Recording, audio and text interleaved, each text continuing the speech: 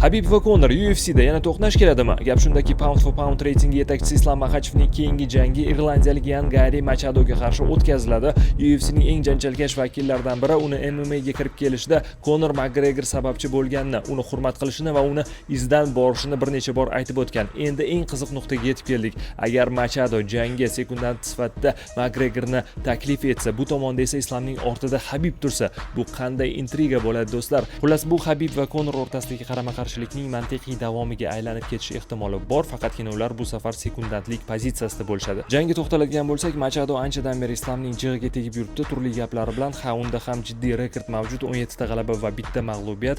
Shavkat Rahmonovga qarshi bo'lgan jangda hakamlarning qaroriga ko'ra u mag'lub deb topilgan. Undan keyin esa Pratas va Bilol Muhammad mag'lub etilgan. Shuning uchun u ham juda jiddiy raqib hisoblanadi.